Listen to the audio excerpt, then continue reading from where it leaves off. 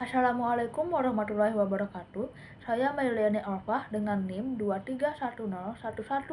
23101162200017 dari kelas A1 akan memaparkan materi tentang distribusi fonem dan alofon.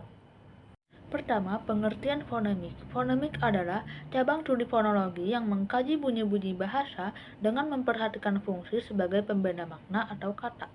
Objek kajian fonemik adalah fonem, yakni bunyi bahasa yang dapat atau berfungsi membedakan makna kata. Yang kedua, identifikasi fonem dan pendistribusiannya. Distribusi fonem merupakan letak atau beradanya sebuah fonem di dalam suatu ujaran, bisa disebut kata atau morfem. Yang pertama, distribusi fonem vokal, yaitu dapat berdistribusi pada semua posisi, baik di awal, tengah, maupun akhir. Contoh pada vokal A, pada kata ambil, taat, dan harga. Vokal I, pada kata indah, amin, dan tani. Vokal E, pada kata enak, karet, dan sate. Vokal E terbalik pada kata emas, lembut, kode. Vokal U, pada kata uang, sambut, dan lagu. Dan vokal O pada kata oleh, belok, dan bakso.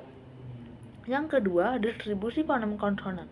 Semua fonem konsonan dapat menduduki posisi awal, tengah, dan akhir, kecuali fonem W, J, C, dan G yang tidak dapat menduduki posisi akhir, seperti pada konsonan semivokal W dapat menduduki posisi awal dan tengah, contohnya waris dan awam.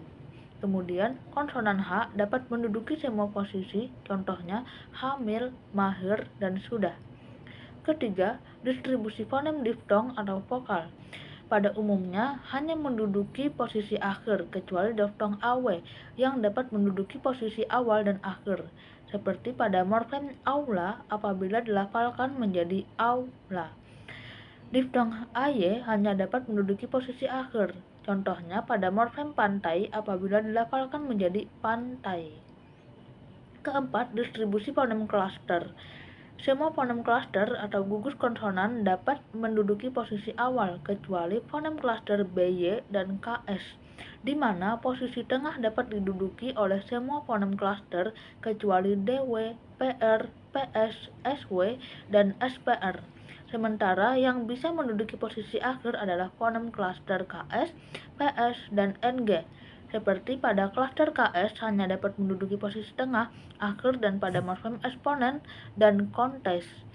Klaster PS hanya menduduki posisi awal dan akhir, seperti pada morfem psikologi. Kemudian klaster NG dapat menduduki semua posisi seperti pada morfem ngebut, benang, dan kemudian alofon dan pendistribusiannya. Alofon adalah variasi fonem yang tidak membedakan bentuk dan arti kata. Yang pertama ada alofon vokal. Misal, pada vokal E memiliki 3 jenis yang berbeda. Ada E biasa, E terbalik, dan E elang. Kedua, alofon konsonan. Contohnya, pada kata Sabtu ketika dilafalkan menjadi Sabtu, dan zakat menjadi jakat, kemudian fakir menjadi pakir. Kemudian gugus dan deret fonem. Yang pertama gugus fonem. Gugus fonem adalah dua buah fonem yang berbeda tapi berada dalam sebuah suku kata. Yang pertama gugus fonem vokal. Contohnya pada vokal AI pada morfem santai, vokal AU pada morfem pulau, vokal OI pada morfem amboy, dan vokal EI pada morfem survei. Kedua, gugus fonem konsonan. Contohnya pada konsonan BR pada morfem Brasil, konsonan BL pada morfem blanco, dan BY pada morfem objektif. Kemudian deret fonem. Deret fonem adalah dua buah fonem yang berbeda, berada dalam silabel yang berbeda meskipun letaknya berdampingan. Yang pertama ada deret fonem vokal, contohnya pada vokal AA pada morfem saat, AU, laut, AO, kaos, UA, dan luar. Kemudian deret fonem konsonan, contoh pada konsonan BD pada morfem sabda, BH, subhat, BL, kiblat, HB, tahbis, dan HK, mahkamah. Sekian pemaparan dari saya, kurang lebihnya mohon dimaafkan. Wassalamualaikum warahmatullahi wabarakatuh.